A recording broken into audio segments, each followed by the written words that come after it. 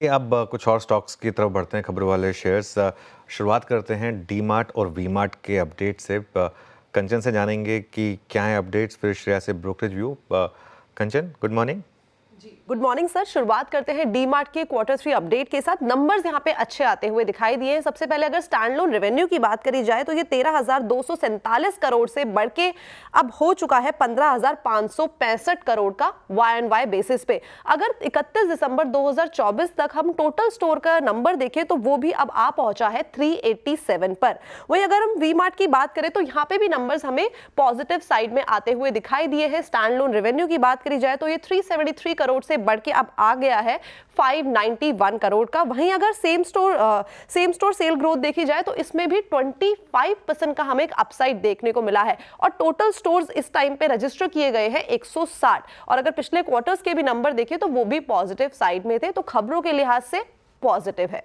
Okay, खबरों के हिसाब से पॉजिटिव है। और V Mart, sorry D Mart और वी मार्ट दोनों आपने डिस्कस कर लिया। अब श्रेया के पास चलते हैं और डी मार्ट पर जो ब्रोकरेज व्यूज आए, और एक्चुअली काफ़ी डिवाइडेड हाउस है। एक स्टॉक ऐसा ही रहा है ये। Shreya, good morning. Good morning sir. बिल्कुल आपने जैसा कहा कि दो ब्रोकरेज रिपोर्ट्स आए हैं इस पर्टिकुलर काउंटर में, Avenue Supermarts that is D mart.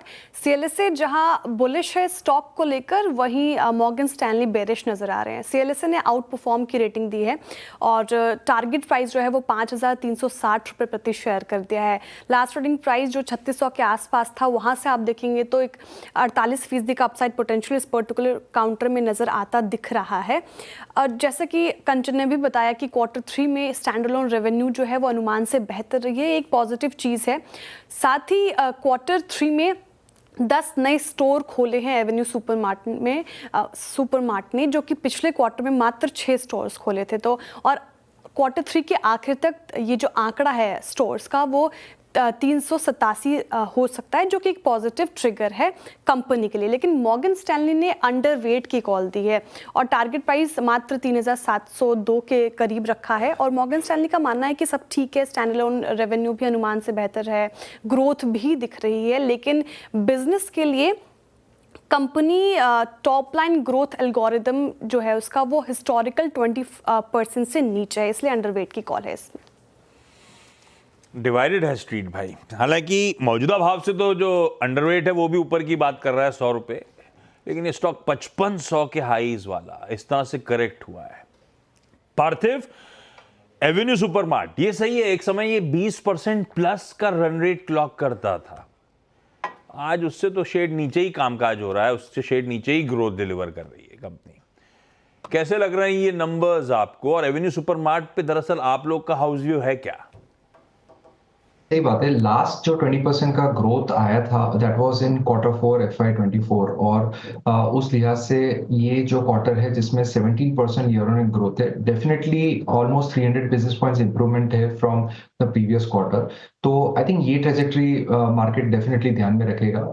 I think एक दिक्कत ये थी कि डीमार्ट जो उनके स्टोर एक्सपेंशन पे फोकस कर रहा था, वहां पे कहीं ना कहीं स्लो डाउन था। तो एक्जिस्टिंग स्टोर से जितना रैंप अप हो सकता था वो हो रहा था।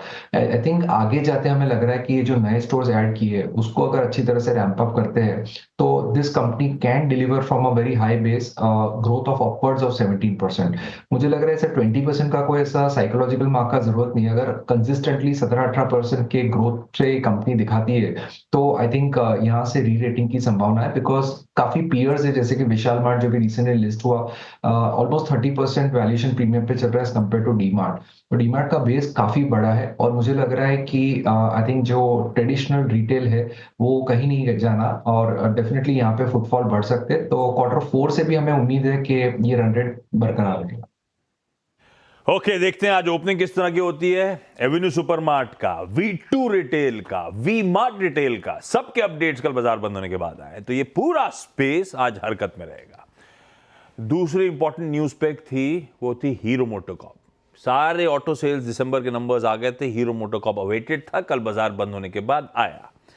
चार्ट्स पे समीकरण कैसे हैं? गाबा सर आप टटोलो, मैं आ रहा हूं आपके पास। कंचन, नंबर्स का अपडेट। जी, डोमेस्टिक नंबर की बात करी जाए तो डेफिनेटली यहाँ पे हमें एक पेन आता हुआ दिखाई दिया है, लेकिन एक्सपोर्ट्स में थोड़ी सी बढ़ोतरी आई है। अगर टोटल सेल्स की बात करी जाए तो ये 3.93 लाख यूनिट से घट के 3.24 लाख यूनिट हो गई है साल दर साल। वहीं अगर टोटल डोमेस्टिक सेल्स की बात करी जाए तो यहाँ पे भी एक हमें पेन आता हुआ दिखाई दिया है, लेकिन जो एक्सपोर्ट है वो 16,110 यूनिट से बढ़ के इस टाइम पे 30,574 यूनिट हो गए हैं। लेकिन डेफिनेटली सेल्स नंबर में एक पेन तो आता हुआ दिखाई दिया है। दिक्कत है, डोमेस्टिक सेल्स 22% गिर जाना साल दर साल, एक्सपेक्टेशन से कहीं कमजोर नंबर्स। गाबा सर, चार्ट में ऐसा है कि हीरो मोटर्स का लगता है बाजार को ये पता था, इसलिए इतनी गिरावट आई। 6,000 भी पार चुका, अब उसके बाद करीब 4,000 के आसपास आ गया, जो मुझे लगता है इनफैक्ट इतना स्ट्रेच है ऑन द डाउन साइड। अगर ऊपर जाना है तो मुझे लगता है डाइजेस्ट हो जाएगा बैड न्यूज। ऊपर जाना है तो जगह अच्छी है, लेकिन जो रीसेंट लो हमने देखा है करीब वो है करीब 4,130 का। अगर वो समझ जाता है तो मुझे लगता है यहीं से एक बॉटम आउट होना चाहिए। टेक्निकली जगह अच्छी है बाउंस करने की, एक डबल बॉटम बन सकते हैं प्रीवियस होते। अगर ये टूटा तो फिर और गिरावट आ सकती है, तो ये मेक और ब्रेक जोन है। लेकिन मेरा बायस ऑन द अपसाइड रहेगा, दो नंबर्स खराब है। चलिए हीरो मोटो को आप देखते हैं और बाकी टू व्हीलर पीयर्स भी रडार पे। अच्छा, ये तो सिर्फ एवेन्यू सुपरमार्ट के अपन ने Q2 अपडेट्स और उससे जुड़ी कंपनियों की Q2 अपडेट डिस्कस कर रहे थे। भतेरों और आने शुरू हो चुके हैं। कंचन, और कौन कौन से और कैसे? जी, सबसे पहले शुरुआत करते हैं हिंदुस्तान जिंक के साथ। नंबर्स अच्छे आते हुए नहीं दिखाई दिए हैं। अगर माइन मेटल प्रोडक्शन की बात करी जाए तो इसमें 2% का हमें डाउनसाइड आता हुआ दिखाई दिया है। सेलेबल मेटल प्रोडक्शन बिना बदलाव के 259 किलो टन पे रजिस्टर किया गया है। वहीं रिफाइंड जिंक प्रोडक्शन में भी कोई भी चेंज नहीं आया है। और लेड प्रोडक्शन की बात करी जाए तो यहाँ पे भी 2% की गिरावट दर्ज की गई है साल दर साल। बैंक ऑफ महाराष्ट्र की तरफ नजर डालते हैं। यहाँ पे जो उनका टोटल बिजनेस है वो 4.34 लाख करोड़ से बढ़ के 5.01 लाख करोड़ हो गया है साल दर साल। इसके अलावा अगर ग्रॉस एडवांसेस की बात करी जाए तो वहां पे भी एक अच्छा खासा इजाफा देखने को मिला है। इनफैक्ट जो टोटल डिपॉजिट है वहां पे भी एक अच्छी खासी बढ़ोतरी हमें देखने को मिली है। और जो कासा रेशियो है वो 49.29% से घट के अब हो गया है 48.28% क्वार्टर ऑन क्वार्टर बेसिस में। कैपिटल स्मॉल फाइनेंस में रखना होगा आपको ध्यान, बिकॉज जो उनके ग्रॉस एडवांसेस है वो 19.2% बढ़ के 6,862 करोड़ पे रजिस्टर किए गए हैं साल दर साल। इसके अलावा अगर हम टोटल डिपॉजिट की बात करें तो वहां पे भी हमें करीब करीब 12% का एक इजाफा आता हुआ दिखाई दिया है। लेकिन जो ग्रॉस नॉन परफॉर्मिंग एसेट है वो 2.61% से बढ़ के 2.67% हो गए हैं क्वार्टर ऑन क्वार्टर बेसिस पे। इसके अलावा मॉइल की बात करी जाए तो यहाँ पे जो मैंगनीज ओर का प्रोडक्शन है वो 4.6 लाख टन पे रजिस्टर किया गया है। और इनफैक्ट इनकी जो सेल्स है उसमें भी हमें 13% का एक इजाफा आता हुआ दिखाई दिया है। ओके, तो ये कुछ अपडेट्स। क्विकली आगे बढ़ते हैं। कुछ और ब्रोकरेजेस आई हैं, एक बार वो एड्रेस करते हैं। श्रेया, पीएफसी और आरईसी पर एक व्यू। जी सर, आप मेंशन भी कर रहे थे एमके की रिपोर्ट आई है पीएफसी और आरईसी पे, दोनों पे ही बाई की कॉल दी है। साथ ही पीएफसी को टारगेट प्राइस दिया है 600 रुपये प्रति शेयर, वही आरईसी को टारगेट प्राइस दिया है 650 रुपये प्रति शेयर। वहाँ पे पीएफसी में फर्म को 30% का अपसाइड पोटेंशियल नजर आ रहा है, वहीं आरईसी में 25% का अपसाइड पोटेंशियल नजर आ रहा है। कारण क्या है? तो देखिए, सरकार जनरेशन, ट्रांसमिशन और डिस्ट्रीब्यूशन में खर्च बढ़ाएगी, साथ ही इस सेक्टर में स्टेबिलिटी के लिए रिफॉर्म्स भी ला सकती है सरकार, जो एक पॉजिटिव ट्रिगर होगा इस पूरे सेक्टर के लिए। इसके अलावा अगर बात की जाए डाइवर्सिफिकेशन अप्रोच की, तो डाइवर्सिफिकेशन अप्रोच से एसेट क्वालिटी जो है वो रिजनेबल होगा।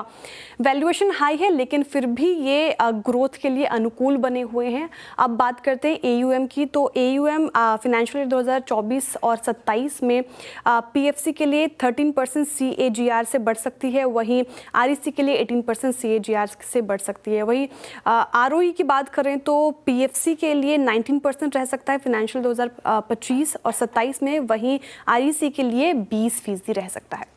लीजिए भाई, एमके मानता है 25-30% का अपसाइड इन दोनों ट्विंस पीएफसी आरईसी में आने वाले समय में देखने को मिलेगा। रेडा पे रखिए इन स्टॉक्स को। Q3 अपडेट्स की चर्चा हो रही थी, तो अब से कुछ ही देर पहले स्क्रीन पे आपने देखा होगा येस बैंक का भी अपडेट आ गया है। येस बैंक का अपडेट कहता है लोन्स एंड एडवांसेस में 12.5% साल दर साल की ग्रोथ, 4.25% Q on Q। ये नंबर तो ठीक है। डिपॉजिट्स 15% साल दर साल बढ़े, पर सीक्वेंशली Q on Q एकदम फ्लैट है, 0% ग्रोथ है। येस बैंक भी अब क्वार्टरली नंबर्स के चलते रडार पे। एक और इंटरेस्टिंग रिपोर्ट है, वो आई थी पीआई इंडस्ट्रीज पे, है ना श्रेया? क्या अपडेट है? जी, HSBC की रिपोर्ट है पीआई इंडस्ट्रीज पर और इसको होल्ड की कॉल दी है। साथ ही टारगेट प्राइस जो है वो भी कट कर दिया है, 4,000 से 3,800 रुपये प्रति शेयर टारगेट प्राइस रख दिया है। फर्म का मानना है कि एक्सपोर्ट्स को लेकर पहले से ही कठिनाई थी और आने वाले समय में वो और भी बढ़ सकती है। साथ ही कंपनी अभी एक अनसर्टेनिटी जोन में है क्योंकि जो उसके पहले का बिजनेस है वो भी म्यूटेड है और जो नई बिजनेस है उसमें भी अभी स्केल करने में समय लगेगा, इसीलिए टारगेट प्राइस कट हुआ है। और कंचन, बाकी के स्टॉक से न्यूज़?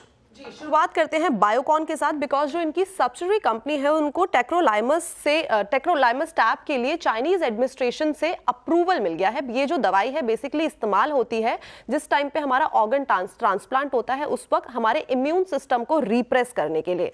इनफैक्ट प्राइकोल को आपको अपनी रडार पे रखना है बिकॉज कंपनी को वाइपिंग बिजनेस डिवीजन के लिए सेल बेसिस पे ऑटो इग्निशन को बेचने की मंजूरी हाथ लगती हुई दिखाई दी है। राइट्स को रखना होगा फोकस में बिकॉज यहाँ पे कंपनी को करीब 70 करोड़ का वर्क ऑर्डर मिला है सेल भिलाई से और 3 साल के लिए 43 लोकोमोटिव रिपेयर का ऑर्डर दिया गया है basically. In fact Honasa consumer because जो इनके चीफ बिजनेस ऑफिसर है मास्टर जायरस, उन्होंने कंपनी से इस्तीफा दे दिया है और ये इफेक्टिव होगा 28 फरवरी 2025 आफ्टर बिजनेस आवर्स।